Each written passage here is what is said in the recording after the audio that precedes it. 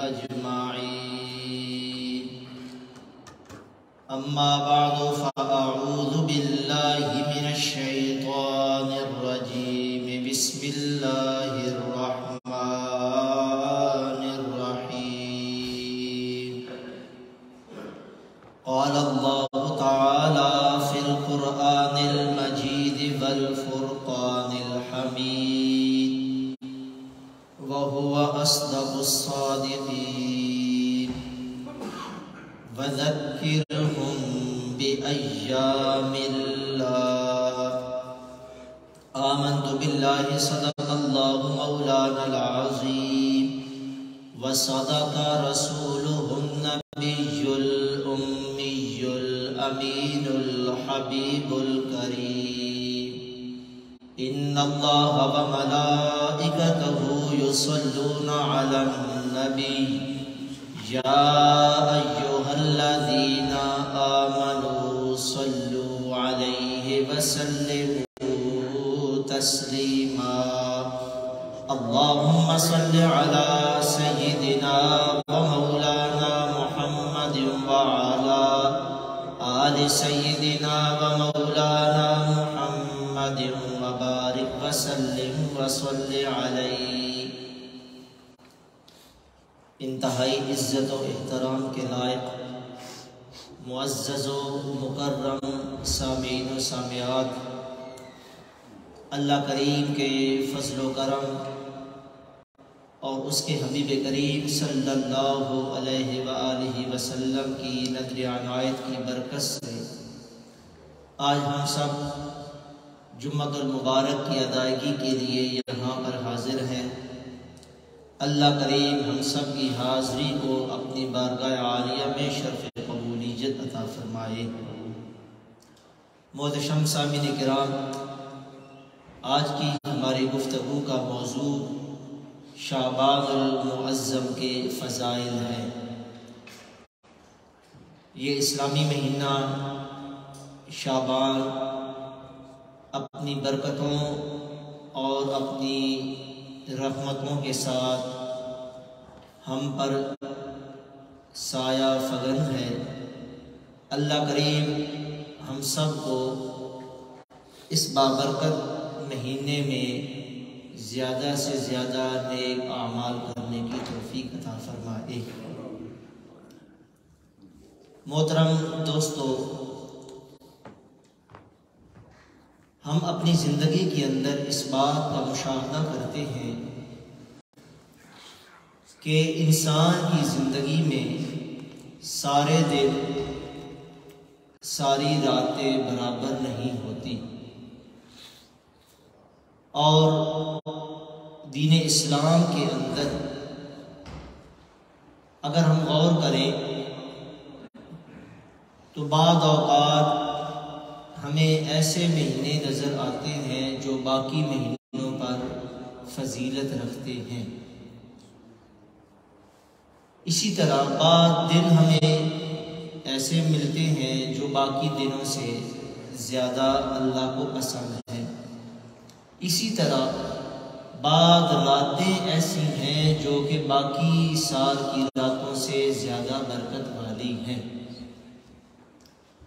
تو اسی چیز کی طرف اللہ کریم نے قرآن مقدس میں اشارہ کرتے ہوئے فرمایا وَذَكِّرْهُمْ بِأَيَّامِ اللَّهِ، کہ اے میرے حبیب کریم صلی اللہ علیہ وآلہ وسلم اپنی امت کو مخصوص ایام یاد کراؤ. وہ ایام جن کو اللہ کریم نے باقی دنوں پر فضیلت عطا کی ہے، وہ ایام ان کو یاد کراؤ. مخصوص ایام سے کیا مراد ہے؟ علماء کرام نے فرمایا کہ وہ ایام جن میں کوئی بھی خاص واقعہ ہوا ہے یا کسی بھی مہینے کو اللہ کریم نے جو خاص تعلق عطا کیا ہے، وہ ہی دن اور مہینے مخصوص ہوا کرتے ہیں. اور یہ کوئی من گھڑت بات نہیں، اس پر نص قطعی ہے کہ سارے زمانوں کا مالک تو اللہ کریم ہی ہے. سال کے 12 مہینے اللہ کریم نے ہی بنائے ہیں، لیکن جہاں پر اللہ کریم نے سال کے دیگر مہینوں کا ذکر فرمایا، وہاں پر یہ بھی اسی آیت میں ارشاد فرمایا منہا اربعۃ حرم، کہ سال میں سے 4 مہینے وہ ہیں جن کو اللہ کریم نے حرمت والے مہینے قرار دیے ہیں۔ یعنی سال میں سے 4 مہینے وہ ہیں جو باقی 8 مہینوں کی طرح نہیں ہیں، بلکہ اللہ کریم کی بارگاہ سے ان مہینوں کو عزت، شرف، بزرگی حاصل ہے۔ پھر ان 4 مہینوں میں سے یہ مہینہ اسلامی جس کا نام شعبان المعظم ہے، یہ مہینہ تو وہ مہینہ ہے جو ان 4 حرمت والے مہینوں میں بھی شامل ہے، یعنی اللہ کریم کو بھی پسند ہے، اور یہ وہ برکت والا مہینہ ہے جس کو اللہ کے رسول نے اپنا مہینہ قرار دیا ہے۔ اب یہاں سے آپ اندازہ لگا لیجئے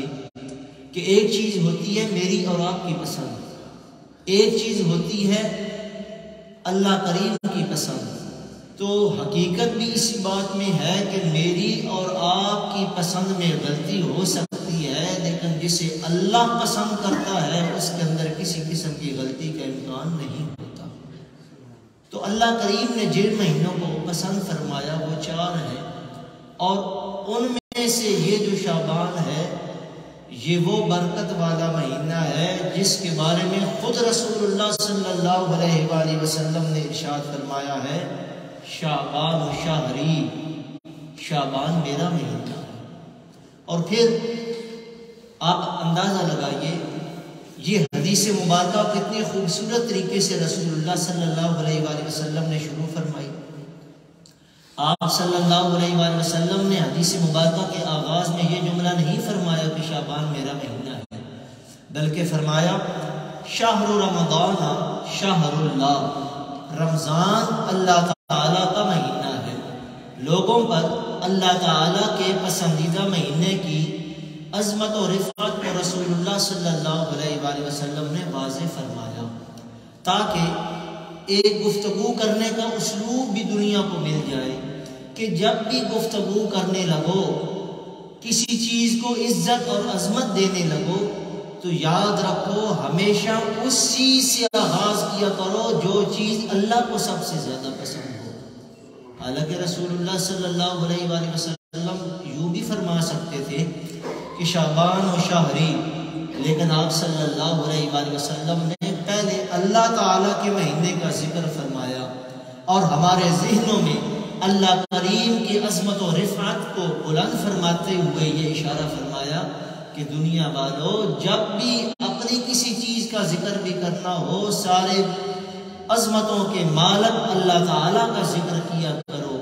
اس کا جب ذکر آ جائے گا اس کی برکت سے اللہ تعالیٰ تمہاری چیز کو بھی عزت اور شرف عطا فرما دے گا۔ تو نبی کریم صلی اللہ علیہ وآلہ وسلم نے رمضان المبارک کی عظمت و رفعت کو پہلے بیان فرمایا شہر رمضان شہر اللہ، رمضان کا مہینہ یہ اللہ کریم کا مہینہ ہے،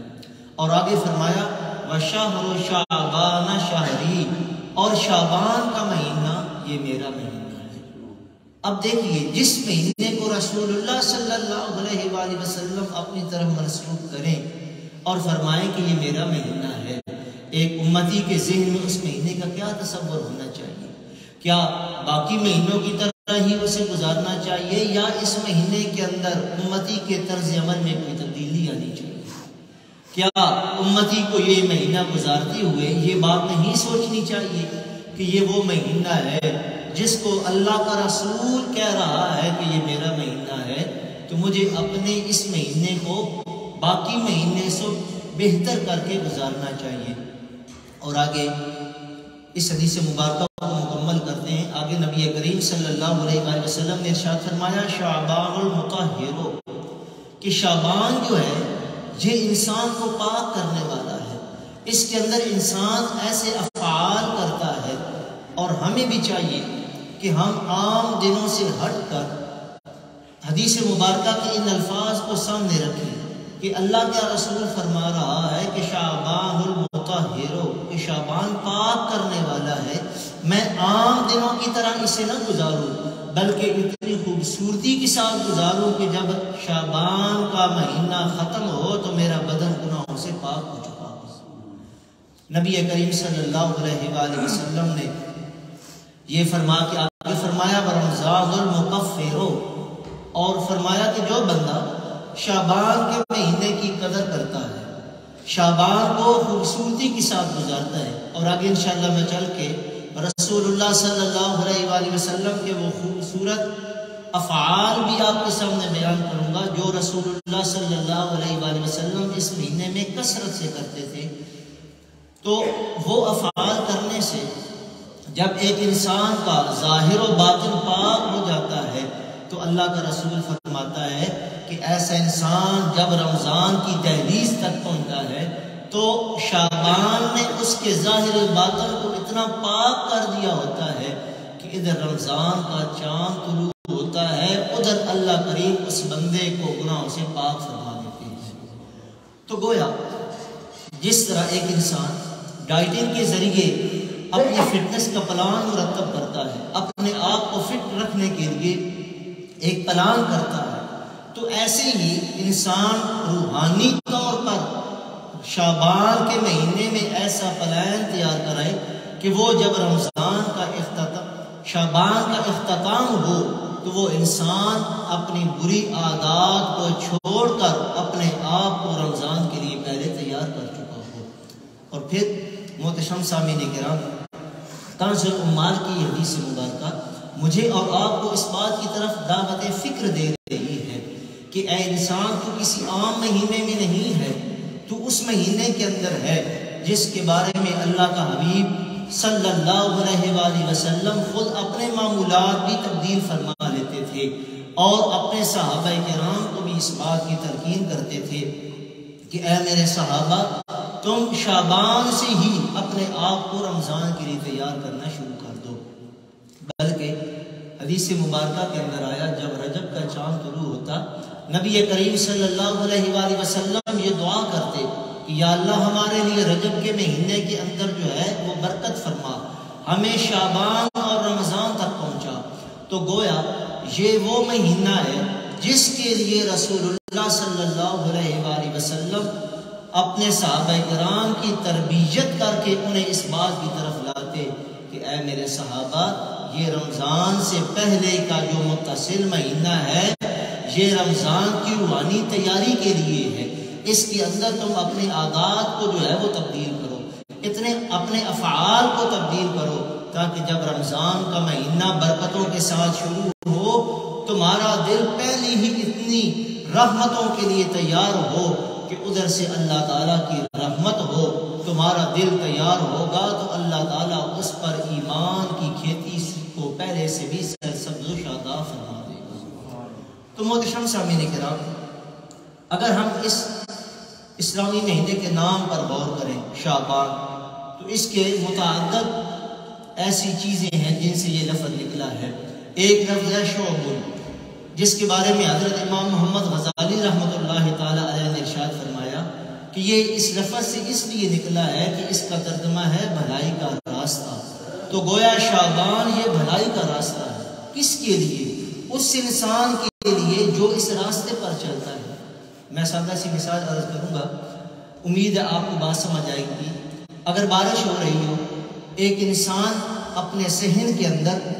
اپنا گھر کا ایک پیالہ لے اور اس کو الٹا کر کے رکھ دے، بارش جتنی بھی ہوتی چلی جائے اس انسان کے پیالے کے اندر کبھی بھی بارش کا کوئی قطرہ نہیں جائے گا۔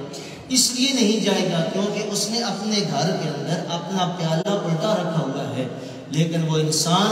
دوسرا جس نے پیالے کا رخ آسمان کی طرف کیا ہو، تو جب بارش ہوگی تو کچھ نہ کچھ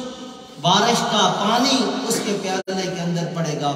اسی طرح میرے بھائی، شعبان کے اندر بھلائیاں اکثر ہوتی ہیں، بھلائی کے راستے کھلتے ہیں، اللہ کریم کی بارگاہ سے رمضان کی تیاری کا ماحول میسر آتا ہے۔ خوش نصیب ہے وہ انسان جو شعبان سے اپنے دل کے پیالے کو کھلا رکھتا ہے ان رحمتوں سے، ان برکتوں سے اپنے دل کے پیالے کو جب وہ کھول کے رکھتا ہے اور اس کے پیالے میں جب اللہ تعالیٰ کی رحمت کا نزول ہوتا ہے تو پھر جب وہ رمضان تک پہنچتا ہے تو اس کا دل کا پیالہ اللہ تعالیٰ کی محبت سے لبریز ہو چکا ہوتا ہے۔ اسی لیے میرے اور آپ کے آقا کریم صلی اللہ علیہ وآلہ وسلم نے شعبان کے بارے میں یہی فرمایا، شہر شعبان شہری، اے لوگو شعبان میرا مہینہ ہے، اس کو غفلت کے اندر نہ گزارو، اور نہیں تو کم از کم اتنا تو سوچو کہ جس نبی کا میں کلمہ پڑھتا ہوں انہوں نے اس مہینے کو اپنا مہینہ قرار دیا، تو نسبت رسول کی وجہ سے مجھے اس مہینے کے اندر اپنے افعال کو تبدیل کرنا چاہیے، اپنے اقوال کو، اپنے اعمال کو تبدیل کرنا چاہیے۔ اور یقین جانیے امت کے اولیاء کرام کا معمول تھا کہ وہ شعبان کا چاند نظر آتے ہی اپنے سارے تمام تر پہلے معاملات کو تبدیل فرما دیا کرتے۔ میں آگے چل کر انشاءاللہ آپ کے سامنے عرض کروں گا کہ امت کے اولیاء کرام اپنے دل کی کھیتی کو شعبان سے ہی نرم کرنا شروع کرتے۔ اور بڑی خوبصورت بات کسی عارف نے کہی، وہ کہتے ہیں کہ جو انسان شعبان کے مہینے میں اپنے دل کی کھیتی کے اوپر آنسوؤں کا اور اللہ تعالیٰ کے پاک کلام کی تلاوت کا حل چلاتا ہے، روزوں کے ذریعے اس کو آباد کرتا ہے، جب رمضان کا چاند طلوع ہوتا ہے تو اس کے دل کی سرزمین بالکل نرم ہو چکی ہوتی ہے، پھر اس سرزمین پر اللہ تعالیٰ کی رحمت کی فصل جو ہے وہ اگتی ہے۔ وہی فصل جب جوان ہوتی ہے تو اس انسان کے نامہ اعمال کو نیک اعمال سے بھر دیا کرتی ہے۔ تو اس لیے محترم سامعین کرام، رسول اللہ صلی اللہ علیہ وآلہ وسلم کے اس فرمان علی شان کو اپنے ذہن میں جگہ دے کہ شعبان شہری، شعبان میرا مہینہ ہے۔ اور آپ کو پتہ ہے کہ اس دور کے اندر جس مہینے میں انسان کی برتھ ڈے ہو، انسان طبی طور پر خوش ہوتا ہے، انسان فرحت محسوس کرتا ہے۔ اور اللہ کے حبیب کریم صلی اللہ علیہ وآلہ وسلم تو ہر سوموار کو اپنی برتھ ڈے مناتے تھے۔ آپ صلی اللہ علیہ وآلہ وسلم ہر سوموار کو روزہ رکھتے۔ آپ صلی اللہ علیہ وآلہ وسلم سے سوال کیا گیا، یا رسول اللہ آپ سوموار کو روزہ کیوں رکھتے ہیں؟ فرمایا فیہ ولدت،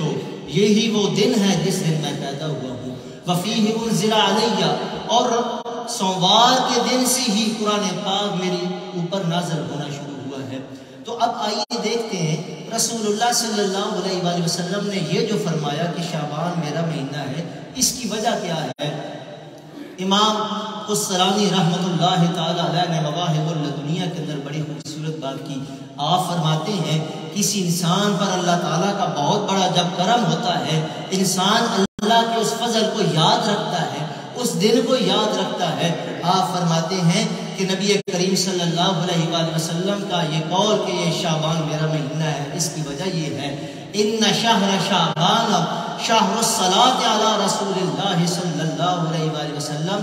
آپ فرماتے ہیں کہ جو شعبان کا مہینہ ہے یہ اللہ کے رسول پاک پر کثرت سے درود پاک پڑھنے کا مہینہ ہے۔ آگے وجہ بھی بیان کی، فرمایا وجہ یہ ہے لأن آیت الصلاۃ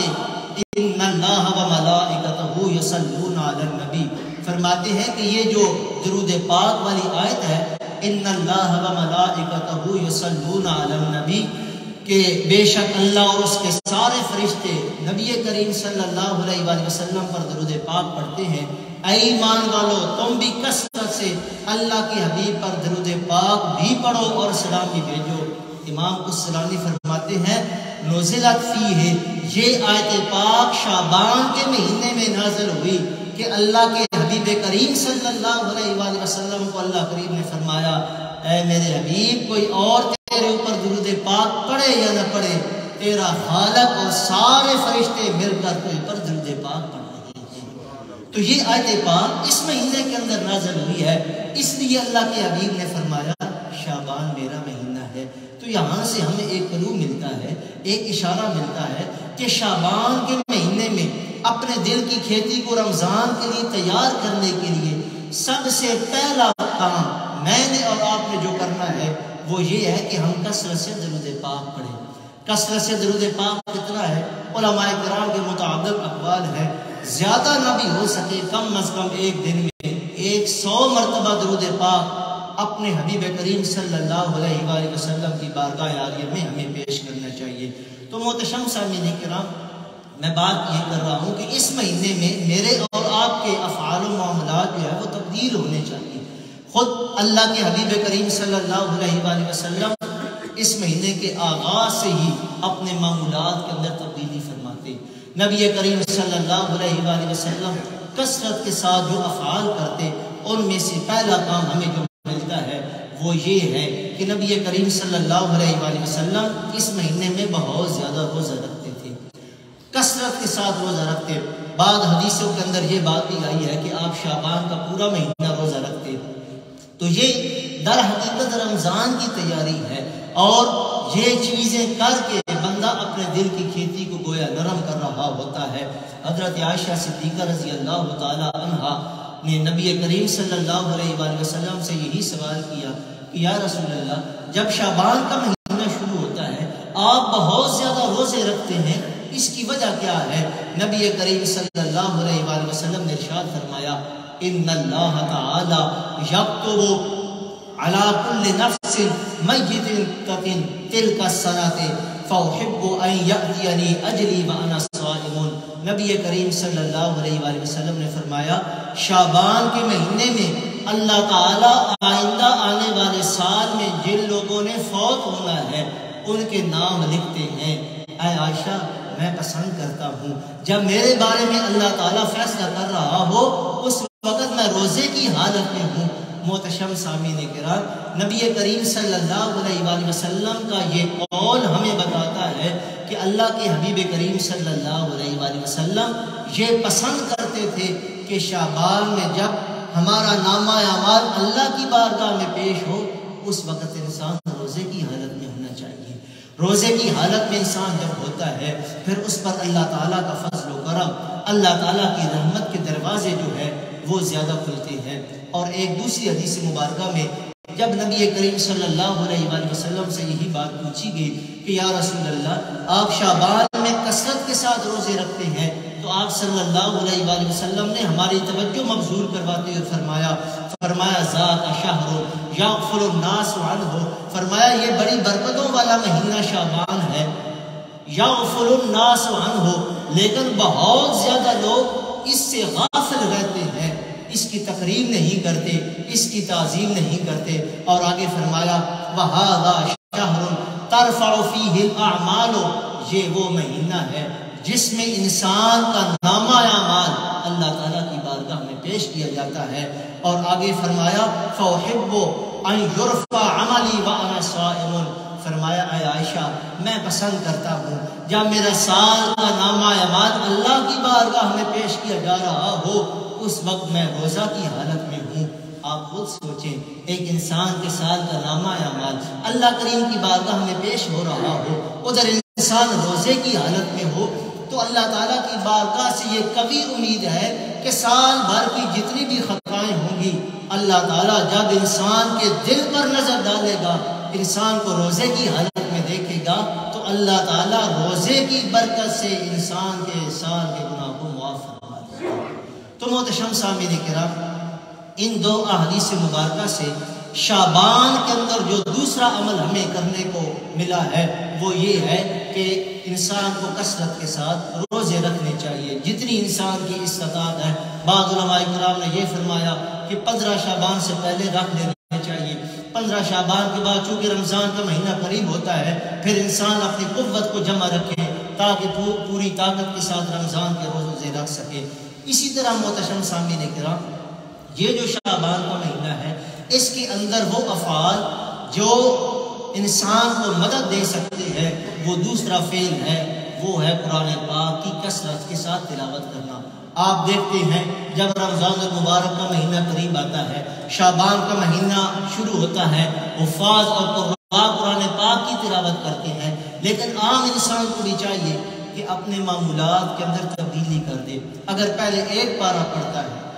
پھر شعبان کے شروع میں اسے اپنی تلاوت بڑھا کر 1.5 پارہ یا 2 پارہ کرنا چاہیے تاکہ انسان کو محسوس ہو کہ وہ رمضان کے قریب جا رہا ہے۔ آپ کو پتا ہے کہ جب انسان نے کسی بڑے فنکشن کے اندر شریک ہونا ہے، انسان پہلے کافی دنوں سے اس کی تیاری شروع کر دیتا ہے، اپنے کپڑوں کا انتخاب کرتا ہے، اپنے سوٹ کا انتخاب کرتا ہے، خوشبو کا انتخاب کرتا ہے۔ ایسے ہی انسان رمضان المبارک کے جب قریب ہوتا ہے اس کی روحانی تبدیلی بھی کچھ ہونی چاہیے، روحانی تیاری بھی کچھ ہونی چاہیے، تاکہ جب انسان شعبان کو بھرپور طریقے کے ساتھ اللہ کی محبت اور اس کی معرفت کے اندر گزارے تو پھر اس انسان کو رمضان کا لطف بھی عام بندے سے زیادہ آتا ہے۔ قرآن پاک کی کثرت کے ساتھ تلاوت کی جائے۔ میں نے جیسے کہ چند لمحہ پہلے عرض کیا کہ جب شعبان کا مہینہ شروع ہوتا امت کی اولیاء کرام اپنے معمولات کو تبدیل فرما دیتے تھے، اپنے کاموں کو مختصر کر دیتے، اور شعبان کا ادھر چاند نظر آتا وہ اپنے کاروبار کو سمیٹنا شروع کر دیتے اور پوری قوت کے ساتھ جو ہے وہ اللہ تعالیٰ کی عبادت کے اندر جو ہے وہ لگ جایا کرتے تھے۔ لطائف المعارف کے اندر علامہ ابن رجب نے بات نقل کی ہے، وہ فرماتے ہیں کان حبیب بن ابی ثابت اذا دخل شعبان، کہ جب شعبان کا مہینہ شروع ہوتا تو وہ فرماتے تھے گلیوں کے اندر چکر لگا کر اللہ تعالیٰ کا وہ ایک بندہ یہ اعلان کرتا ھذا شہر القراء، لوگوں شعبان عام مہینہ نہیں، یہ قرآن پاک کی تلاوت کا مہینہ آ رہا ہے۔ اپنے آپ کو قرآن پاک کی تلاوت کے لیے تیار کر لو۔ آج کے دور کے اندر تو قرآن پاک کی تلاوت اور آسان ہو گیا ہے، آپ موبائل کے اندر بھی پڑھ سکتے ہیں، آپ کا ایک ماحول ہونا چاہیے۔ آج ہمارے گھروں کے اندر کتنی بے برکتیاں ہیں، آج ہمارے گھروں کے معاملات جس لیول پر پہنچ چکے ہیں آپ بہتر طور پر جانتے ہیں۔